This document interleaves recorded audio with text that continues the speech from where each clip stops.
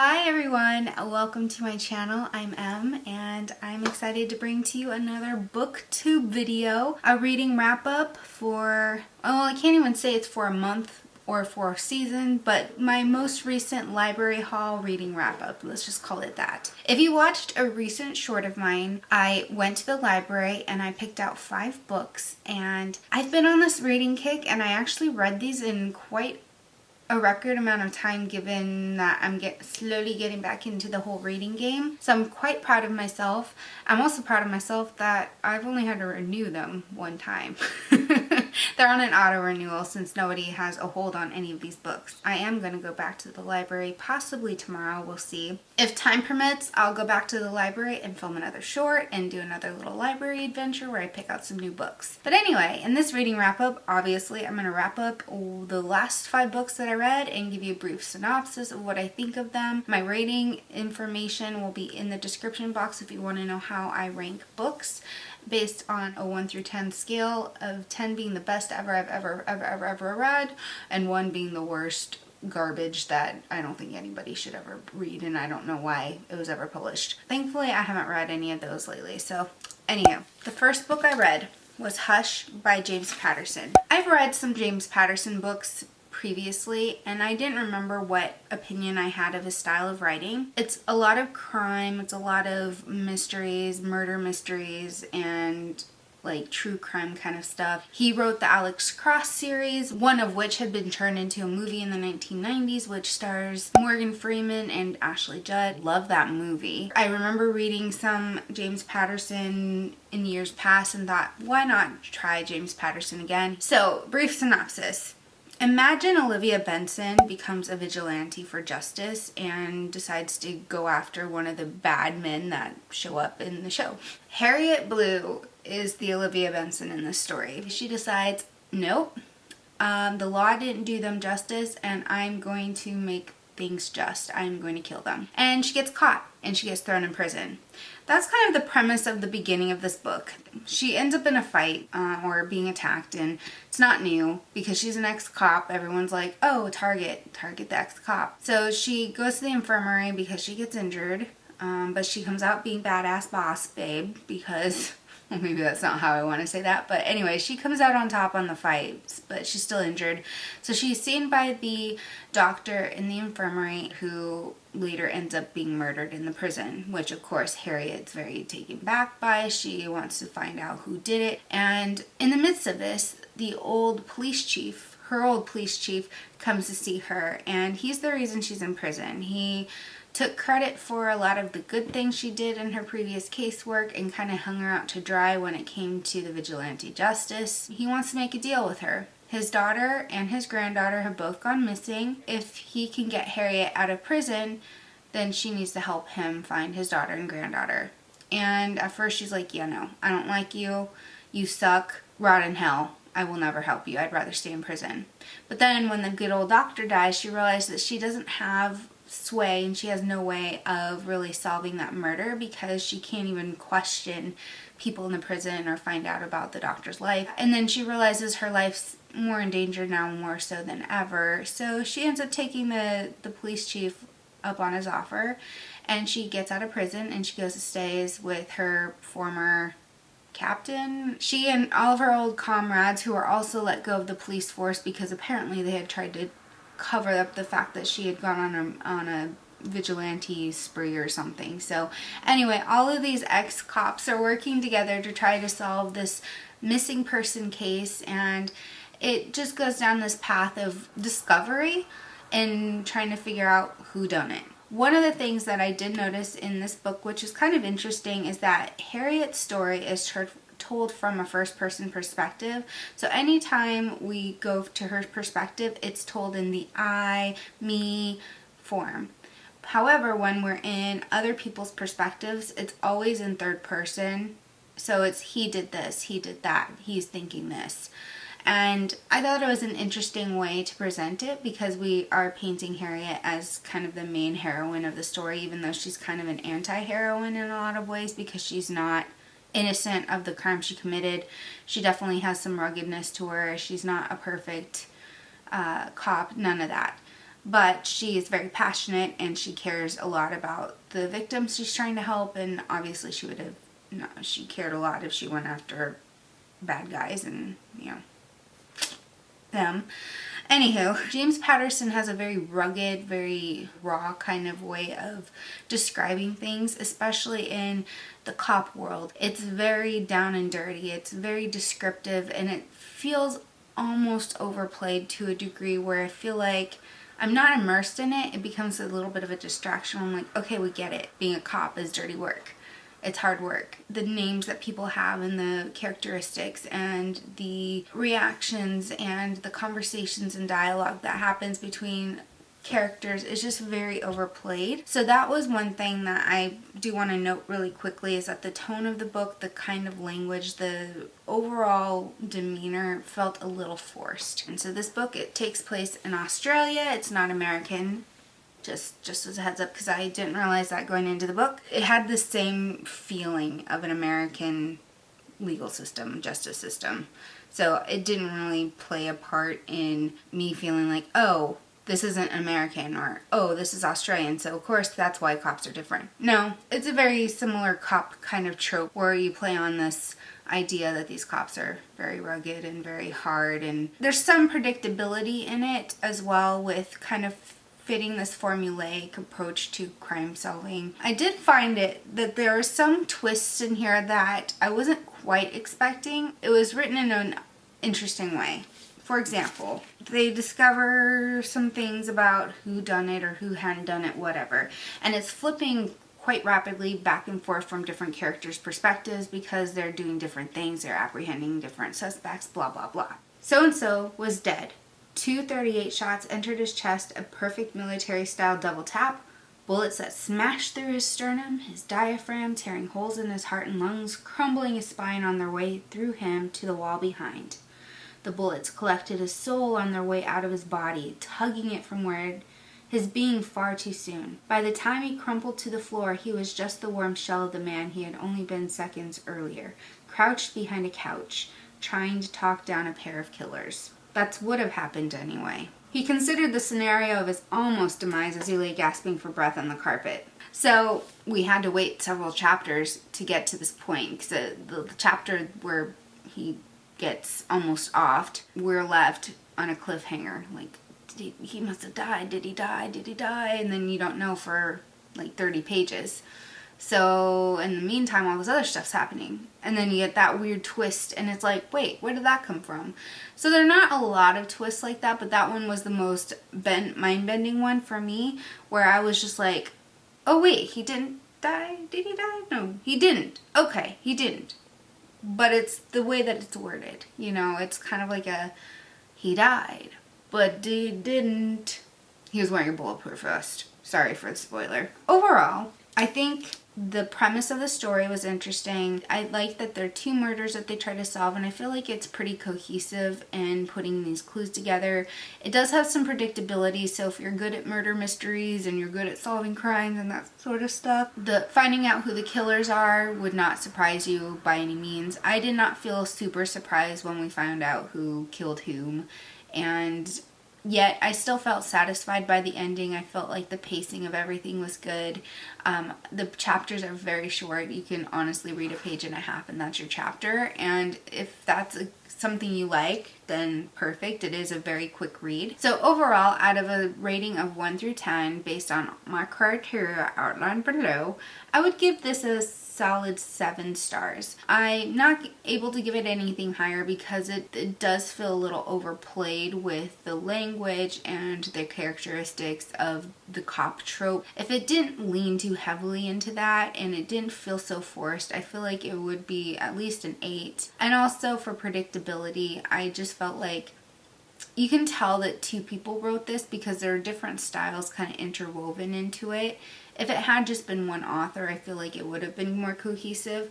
But like I gave you that example of that weird twist, there aren't a lot of literary twists in that kind of sense where it's like, haha, just kidding. And it kind of felt out of place and it really jarred me enough, obviously, to give that as an example. So I think it's a solid 7. I like the book. Will I read more James Patterson? Probably, just because I do enjoy the cop stories. So yeah, 7 out of 10. I'm doing this out of order, by the way. From Mary Higgins Clark, It Had to Be You. If you've been keeping up with the Menendez brothers story, then this book will have every reminiscent feeling of that, because it involves the story of 2 brothers who are suspected of murdering their parents. They were never arrested or convicted, which is the difference between Menendez brothers and these 2 brothers. It tore their family apart. The 2 twin brothers each suspect each other in the murder because it could have only been one of them, and since they're identical twins, there's no way to prove with DNA that one did that versus the other. The premise of the story is that a producer of a pretty successful true crime segment, news story, TV show, I don't know exactly what it is, a podcast, I don't know. Anyway, she's a producer and she is trying to find a story that will save her career because her job looks like it might be on the line. She does everything that she is able to get this story moving, and she has a lot of luck in that the younger sister of the 2 twin brothers reaches out to her and wants to do an interview with her, and they end up convincing the 2 twin brothers to come on the show. And basically the show is called Under Suspicion. The show is more investigative than a documentary, and they attempt to crack cold cases, basically. It goes through the story of them uncovering evidence and interviewing the suspects, the family members, and kind of unveiling and unwrapping pieces of the story. And like the Menendez brothers case, it became a media frenzy. There's a lot of issues with the case where they feel like the cops and the police kind of were swayed a bit more by the public opinion than by good, solid police work. So there are some things that they found out that hadn't been included in their investigation. Now, since these two twin brothers were never convicted, there just wasn't enough evidence to pursue a case that was unsolved. I read this in a day and a half. I think that's a pretty decent time to read something like this, and like most Mary Higgins Clark books, I really enjoyed it. Was it predictable? I would say so. Was I surprised by the whodunit revelation? Not so much, but I did appreciate the twist that it played out with. You just kind of fall into this routine of, okay, here's this character, they're the main person who's going to be uncovering all of this information, and it kind of goes through their mental processes, their lives, their day-to-day stuff. But then at the end, there is a slight twist where it's not exactly what you'd expect, which is kind of nice because murder mysteries can be very formulaic, which is why we enjoy them, because we know what to expect with them. But at the same time, with all the books that I got in this last haul, they're all mysteries. I was starting to feel like, ooh, maybe I should have mixed it up a little bit more, because they're all mysteries and they all kind of follow the same formula, but it's all good. This was like the second to the last book I read out of these, so that's why I say it that way. But the pace was good. I read through it pretty quickly. There were points in time where I had a hard time putting it down because I just wanted to know what would happen next. I had many hours in the bathtub enjoying this book with some soda because I didn't want to drink wine. And also, just as a quick note, it's more semantic than anything. It's not just Mary Higgins Clark who wrote this. It's also with Alifair Burke. In the little biopic here, it says that she's an author of 14 novels and that there is an Under Suspicion series that she's written. Apparently she was a former prosecutor and she teaches criminal law in New York City, which I think is really cool because it adds kind of some more realism to the law aspect of it. I would say this gets a solid 8 stars for me because I feel like it was straightforward. I feel like it was just a comfort novel to come back to. Just a good, solid read. Alright, so the second book that I read, kind of jumping backwards now, is Magic Run Amok. Okay, so this book, I wasn't sure I wanted to read at first. When it comes to witchcraft and things like that, I kind of tentatively approach it. It's more for religious reasons that I feel kind of, you know, I love Harry Potter and I'll watch Charmed. I mean, it's very clear that those things don't exist. It's more like fantasy. Anyway, I usually kind of stay clear from magic and witchcraft, but something about this book seemed really interesting. Never mind the fact that there is it has a cover of a black cat. And I didn't realize this at first just because I wasn't paying attention, an abracadabra mystery. But it is part of a series, but thankfully reading this out of order didn't mean anything for me. There are a few parts of the book where certain characters would reference things, or there'd be certain plot points that were brought up that were covered in a previous book. I feel like Sharon, the author, did a pretty good job kind of reintroducing that topic and kind of giving you enough of a backstory where you can understand the context of it without having to go back and read the first book. Granted, I will go back and read other books in this series. Is that an early spoiler?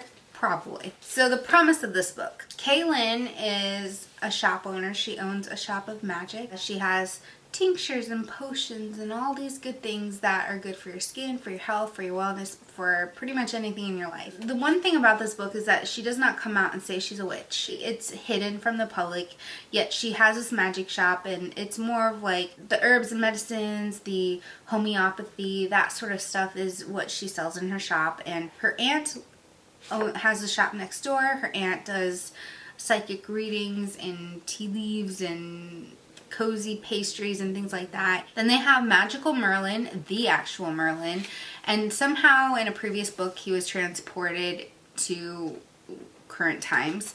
But he's always in mischief. He's always getting himself into trouble because he has preconceived notions about how the world should operate, and he doesn't like the world at large and how people operate in modern day. So he tries to change it by making scenes and doing weird things. So they're trying to keep the fact that he is the Merlin secret from society and yada yada yada. So amidst all this mischief and magic running amok, there's also a murder that has happened, and Kaylin's boyfriend comes to her and he thinks his good friend has been murdered. So they set out and they find his friend, who he later reveals to be his foster brother. So they find him, and Kaylin uses her magic to try to help her boyfriend figure out what happened to his brother. They work together in solving this mystery, and the magic, surprisingly, as even though it's quite prevalent throughout the book, is not like a prop. So I feel like when you read fantasy stories where there's magic involved, it can sometimes feel like a prop in the story versus just part of it. You know what I mean? Where, like in Harry Potter, and why I think Harry Potter is so good is that you're immersed in this world and you don't really think of a magic wand or these incantations or spell books or things just kind of being part of that world. And I feel like Sharon, the author again, does a pretty good job weaving in magic so that it doesn't feel like a weird plot point and a weird prop. It just feels in character for her to kind of resort to using magic for certain things. It doesn't feel like some sort of cheesy, I don't know, sitcom or something where you imagine, oh, let's just do this random magical thing and that's gonna save the day. It's not quite like that. I feel like it's more mature and it's more developed. I don't know if that makes sense, but I hope it does. Kaylin and her boyfriend work together to solve this mystery, and they're kind of fighting against the odds because they're, you know, ahead of the police, and they're trying to do it in a way where it doesn't draw attention to themselves, but now they're starting to get targeted. And anyway, it's a very good story, and in that there's some coziness because it happens in November in upstate New York, so you get all the fall vibes, which is one thing I really appreciate about this story. Even though it's a murder mystery, even though there's magic and fantasy in it, it does feel very cozy in a lot of ways because it talks about her wearing sweaters and being chilly in the morning and making coffee, and her aunt baking up these delicious treats and them enjoying them together, getting a coffee from the street corner. It's just very cozy in that regard, and it feels like, yay, I'm transported into upstate New York where this thing is just happening, and I enjoy that. As far as the premise goes, I feel like because it is magical, it does feel like some sort of new kind of telling of a murder mystery, although it brings up some nostalgia for shows like Charmed and Buffy the Vampire Slayer, because Kaylin, being a woman, is kind of using magic in solving these mysteries, and it's kind of similar to those two shows, and even Sabrina the Teenage Witch, although this doesn't have that slapstick kind of comedic feel to it, where it's cozy and interesting and magical, but there's kind of like this girl power trope in a sense. So I feel like if you're interested in, and you like those shows, then you might like this book because it has that fantastical, magical feel to it. It has the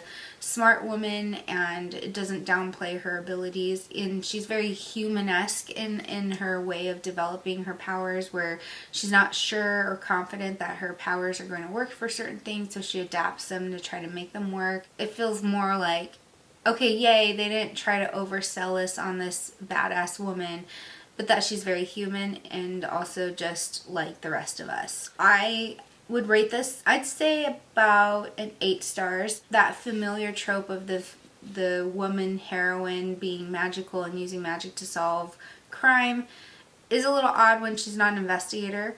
And there's no real magical component to the murder or mystery. It's not like a demon or bad warlock or someone is coming in and doing the murders. It's just all humans. I feel like it's a really good, solid story. It was interesting. I'm excited to read more from this series.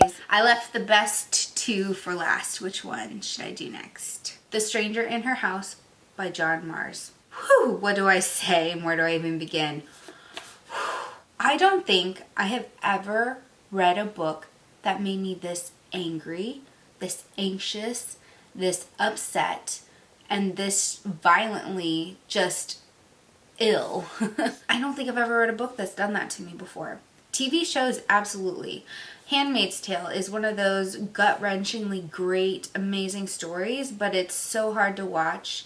And you kind of watch an episode and you're torn and you get sucked in. You want to know what happens because it leaves you on a cliffhanger.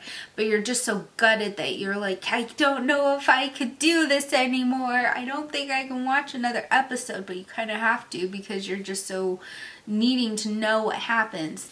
That is this book in a nutshell. The premise of the story is that Connie has moved home from Italy and she's taking care of her mother who has far stage dementia. As she has returned home to help her ailing mother, she is dealing with combativeness, the forgetfulness, and just the normal day-to-day things of dealing with dementia. That hits home for me because I used to work in assisted living. I was a nursing assistant for people with dementia, and I took care of their physical activities of daily living, ADLs as we call them. Everything from feeding, toileting, bathing, brushing teeth, all the above. I feel like John does an amazing job kind of walking us through, with Connie being her mother's caregiver in a demented state. And demented being dementia brain, not demented in the evil sense.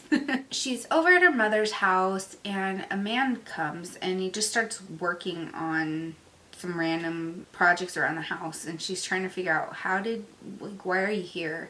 And he's from a charity group and they're just trying to help the mother out. Well, he finds more work to do and he keeps finding work to do until finally he's there all the time, and he starts kind of slowly easing his way into Connie and her mother's lives, and he's not leaving them alone, and he starts kind of pushing a wedge between Connie and her mother, and he starts taking over Connie's role as caregiver without even asking. He just forces his way into that relationship and kind of blocks Connie from being able to care for her mother. For example, he ends up changing the locks on the house, and he takes the mom on a vacation without telling anyone, and so everyone's freaking out. They call the police trying to find out what happened, and the mom just went on this vacation with this man, and she thinks it's her long dead husband because of course she's demented. She doesn't quite fully grasp what's going on. That's the kind of stuff that just made me so violently ill, because I haven't really talked a lot about this, but in the years leading up to my mom passing, she slowly needed more help and more care, and I couldn't give it to her because I was blocked from being able to do a lot of things for her, between her ex-boyfriend and also just with her and some of the constructs she had set up that made it impossible to help her even when she could not care for herself. And it just kind of brought up those feelings of feeling so powerless and so angry and yet wanting to help so badly that I think that was part of the reason why this was so riveting yet so emotionally draining for me, because it kind of brought me back to a situation where I was in similar shoes as Connie, just trying to care for my mom and feeling inadequate in doing so because I was lacking power. Like, my mom fell into a bunch of online scams, unfortunately, with the money orders, and just being so powerless to stop it because I didn't have access to anything. Like, that's the kind of stuff that I just kept reliving in my head, like, oh my gosh, this happened with me with my mom, and it was so infuriating. So John does such an amazing job sucking you in and getting you so emotionally riled up that you're just like, and this is happening in this first like sixth of the book, the first 30-40 pages, and you've got all this left to read. I kept thinking to myself, how the hell am I going to get through the rest of this book? I just can't. And I threw it across the room. I actually did. I threw it across the room because I was just so upset. I was so mad. I was just like, I can't keep reading this. This is just going to drive me crazy. But then, of course, I picked it up. And I finally got to a point in the book where all of a sudden there's some twists, some pretty big twists, very unexpected twists. And I was like, oh, I cannot stop reading. And I did not put this book down after, except when I had to go to bed because I was so dead tired. I was reading and rereading words over and over again and not understanding what they said. It was so good. So those twists and turns really threw me for a loop. I'm not gonna give any spoilers. Connie ends up in a lot of danger because this man has, been so pervasive in infiltrating Connie and her mom's lives, and he's going to do everything he can in his power to protect that new position he's in, to a degree where Connie is no longer safe, and she's questioning her mental health and her overlooking things and being gaslit by the community because they're all on his side. And oh my gosh, it's so riveting. And then in the end, there's such a huge twist where you're just like, what? No way! I'm not sure how to say this without giving out any spoilers, but I will say there is a sense of justice and there's a sense of poetic justice at the end. And it left me satisfied, but also it kind of reminds me of a Hitchcock film where the twists and turns in the story and the ending just kind of leave you scratching your head like, okay, that's how that's going to be resolved. I'm going to make peace with that because it makes sense for the story, but I'm not sure how I feel about that.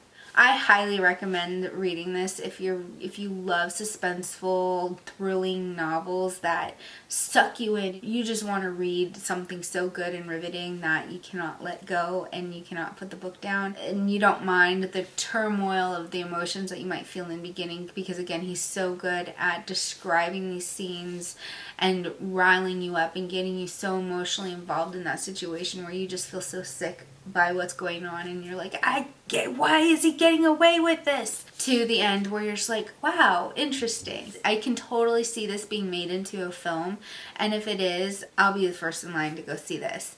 So on a scale of 1 to 10, I very rarely do this, but I will give this a full 10 stars. This book had me on the edge of the seat, and it got me so emotionally invested, and to a degree where I'd thrown it across the room because I was just so mad, and it made me feel things, and it brought up some things in me where I was questioning my own choices, where I was like, well, was I right in that?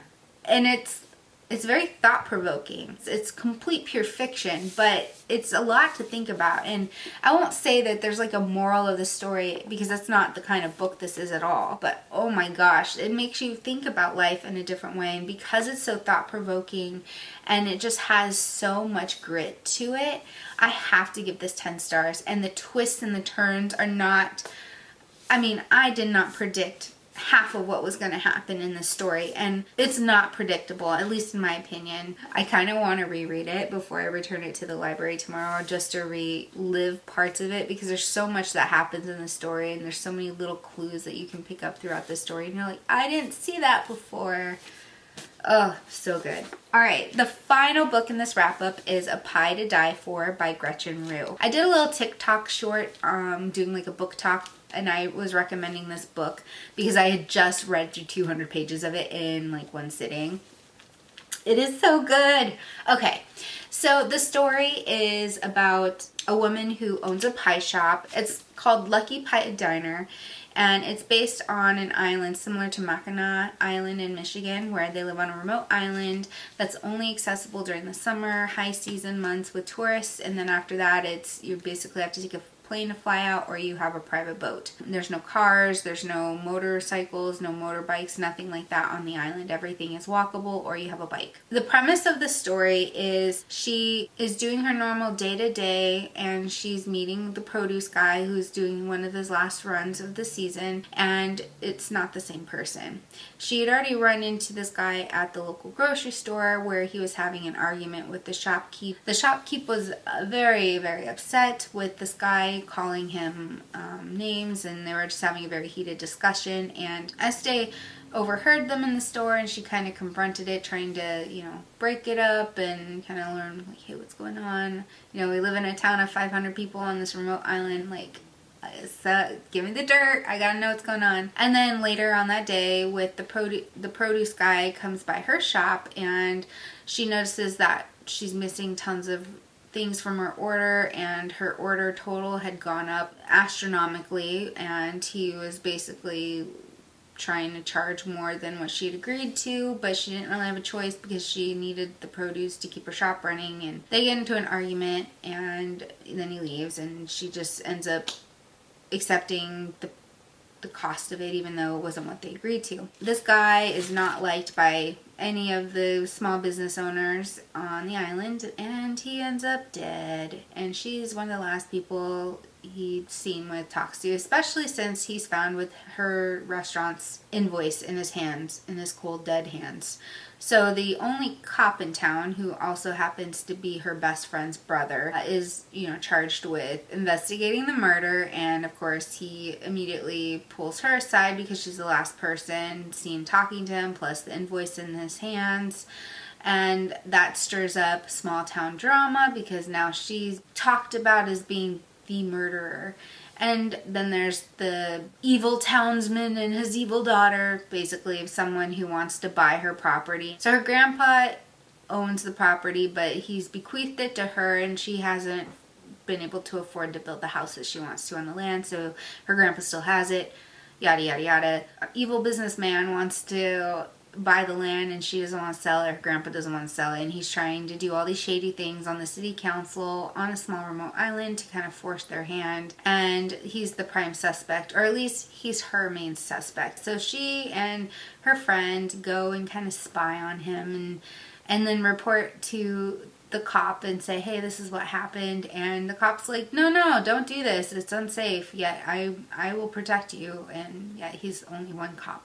The murder mystery is just whodunit, who killed this guy. But what makes the story so cozy and so lovely, and why I enjoyed it so much, is the element of baking and coziness of the fall season. So as you imagine, with baking, there's a lot of steps, especially with pie. You can tell that Gretchen, the author, has a lot of experience in baking because the scene is set up so beautifully, where you are walked through her process of figuring out what flavors to pair together and kind of making you hungry at the same time.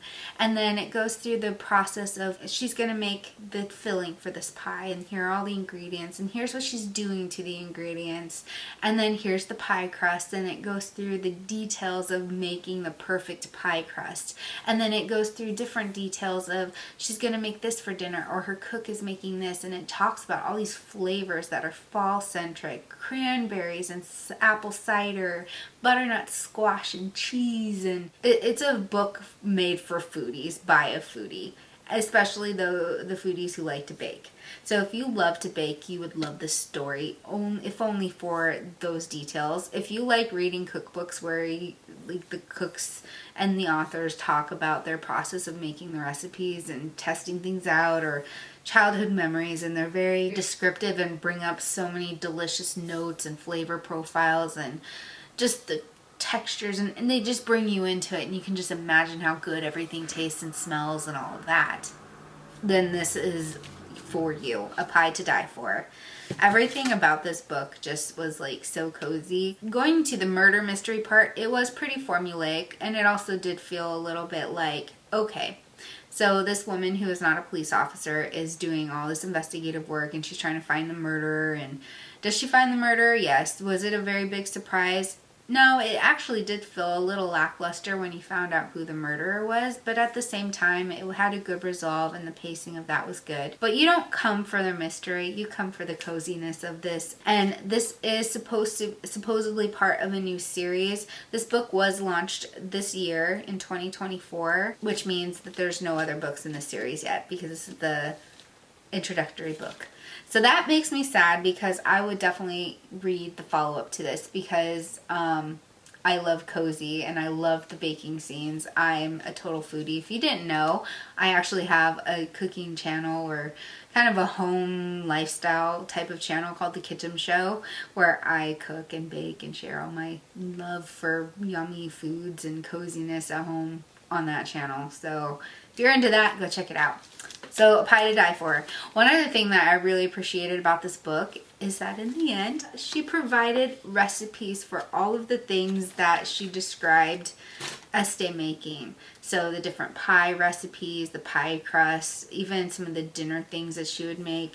For example, I really want to make this. It's cranberry apple cider pie. And in the book, it talks about the process of her deciding how to make this, and it just, you can smell it through the pages because she's so descriptive in the smells of the cinnamon, and you can just imagine yourself being in a kitchen over a hot stove, pouring in the cider and boiling cranberries, and they're just starting to pop. You can just imagine all these little details, especially if you are a cook. It's wonderful. Even a pie spice blend, buttermilk pie with berry compote, and sugar pie with homemade whipped cream, carrot pie. Like, these are recipes that I would never have thought to make. I've heard of them, but I would never have thought to make them.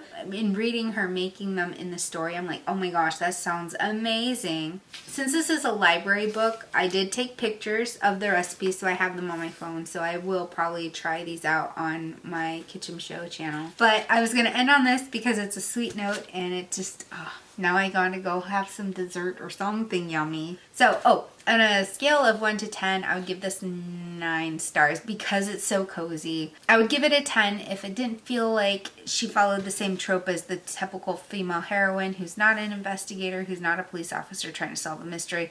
But I digress because most murder mysteries are going to be of that nature. But everything cozy and fall in this book, oh, it's so good. I enjoyed it so much, and I read it so fast because I just absorbed everything and was just so immersed in this world of fall on a remote island in Michigan and all the deliciousness that the fall season brings in the kitchen and coziness of that. Anywho, I'm going to stop ranting about that. I love the book. I'll have all the books linked below if you're interested in picking them up. Stay tuned. I'll have another short coming up with my next library adventure. I'm having so much fun with these.